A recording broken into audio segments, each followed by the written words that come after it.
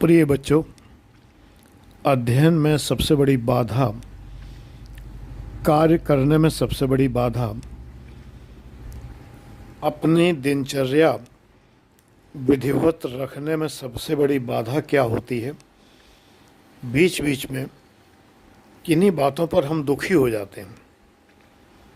सौरव हमारे अंदर एक दुख, एक विषाद हमारे अंदर पनप जाता है। किन्हीं बातों को याद करके, किसी के व्यवहार को याद करके, कोई भूली घटना याद करके, किसी नाते रिश्तेदार, माता पिता, भाई बहन आदि के व्यवहार को लेकर, या अचानक हुई किसी घटना को लेकर हमारे मन में दुख, विषाद, सौरव पनप जाता है। इससे मुक्त होने का क्या तरीका है? क्या रास्ता है कि इससे मुक्त हुआ जाए? बेटा, तुम जानते हो मैं प्रैक्टिकल उपाय बताता हूँ। मैं बाबा लोगों की तरह, जो धंधेबाज बाबा लोग हैं, तमाम बड़े प्रसिद्ध हैं, लाखों करोड़ों लोग उनके व्यूअर्स हैं, उनकी तरह आपको मूर्ख नहीं बनाता। वो बाबा लोग इसका उत्तर क्या बताएंगे? अपने को जानो, आत्मज्ञान करो, ऐसी बेवकूफ़ी की बातें बताएंगे कि जो आप कर नहीं सकते। अपने को जानो तो कह दिया बाबा जी ने, लेकिन अपने को कैसे जानें? आत्मज्ञान कैसे करें? अहंकार नष्ट करो। अब अहंकार नष्ट कैसे हो? कैसे नहीं बताते बाबा। बाबा ये बता देते हैं, आचार्य जी हैं बहुत से, है ना, और बहुत से जो हैं वो सैड गुरु, मैड गुरु हैं। तमाम मैड की तरह नाचते हैं तो मैड गुरु कहता हूँ मैं, उन्हें सैड गुरु कहता हूँ, क्योंकि आपको दुखी कर देते हैं। उपाय कोई बताते नहीं हैं। आप समस्या लेकर जाते हैं, आपके मन में समस्या होती है, वीडियो देखते हैं आप, और समस्या का हल आपको मिलता नहीं है। तो ये सैड गुरु, मैड गुरु और आचार्य, अशांत और तमाम सारे लोग जो हैं, ये आपको उपाय नहीं बताते। मुझे बड़ा कोफ्त होती है इस बात से कि भाई उपाय तो बताइए। अपने को जानो कह देना आसान है, लेकिन अपने को कैसे जाने, ये बड़ा कठिन है। मैं आपको प्रैक्टिकल उपाय बता रहा हूँ।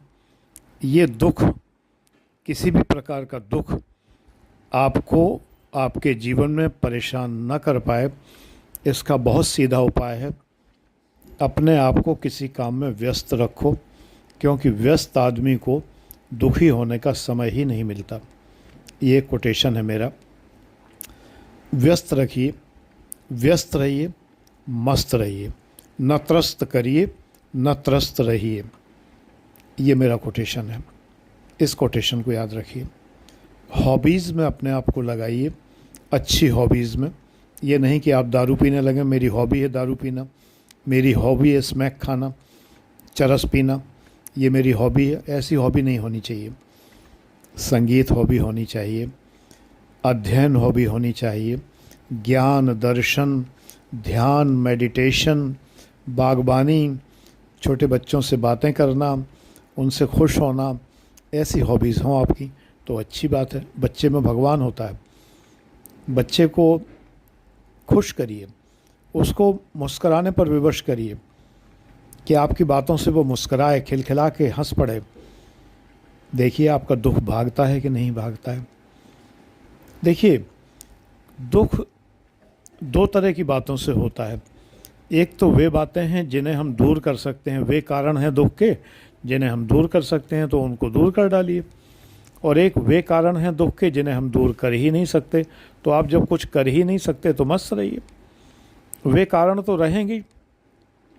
किसी का व्यवहार आपको दुखी करता है, कोशिश करिए कि वो उसका व्यवहार सुधर जाए। आप उससे विनम्र भाव से बात करिए, उसकी बातों को भूल कर बात करिए, उसको इग्नोर करके बात करिए, उसे खुश करने की कोशिश करिए। लेकिन अगर नहीं होता है तो मैनू की, फिर क्या है, मुझे क्या करना? फिर तो ये बात है, इग्नोर कर दीजिए उस व्यक्ति को, टोटली इग्नोर कर दीजिए, अपने जीवन से बाहर कर दीजिए। और अगर नहीं बाहर कर सकते हैं, वो आपके जीवन में है, तो उसकी बातों को इग्नोर करिए। कुल मिलाकर दुख दूर करने का एक ही तरीका है। भगवान बुद्ध ने जो तरीके बताए हैं वही मैं आपको बताता हूँ कि दुख है संसार में, दुख का कारण है, दुख का निवारण है, 4 आर्य सत्य है ना, और दुख दूर करने का मार्ग है। और वो मार्ग कौन सा है? मध्यम मार्ग। अति किसी चीज़ की भली नहीं है, मध्यम मार्ग पर चलिए, दुख दूर हो जाएगा, निश्चित रूप से हो जाएगा, गारंटेड हो जाएगा।